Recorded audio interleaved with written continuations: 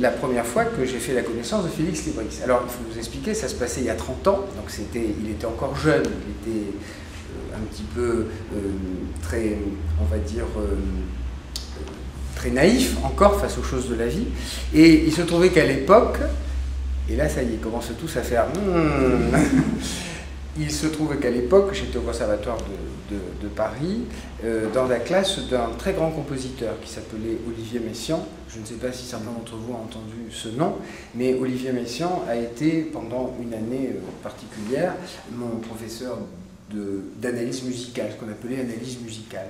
Et donc nous sommes dans la classe en train d'analyser au piano des œuvres que Olivier Messiaen est en train de nous faire découvrir. Donc Olivier Messiaen est sur son piano. Olivier Messiaen à l'époque était déjà un vieux monsieur, complètement génial. C'était le style professeur Nimbus sur son piano, avec les cheveux qui partaient dans tous les sens, comme ça, extraordinaire, qui jouait sur un piano qui était capable de réduire une partition à vue. Enfin, c'était un personnage extraordinaire, et qui en plus passait de Bach à Debussy, à Boulez, d'une façon complètement instantanée, racontait des anecdotes, jouait, montrait, illustrait tout d'une façon spectaculaire. Donc nous étions dans cette classe, et avec mes camarades, complètement comme ça, parce que c'était un personnage vraiment très étonnant. C'était non seulement le professeur d'analyse, mais c'était un personnage mondialement connu, donc on était tous, voilà.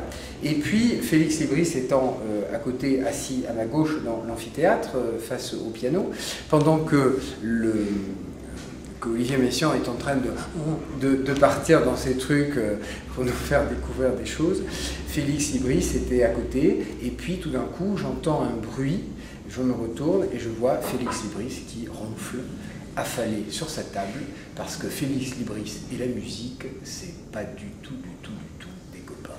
Voilà, c'est tout.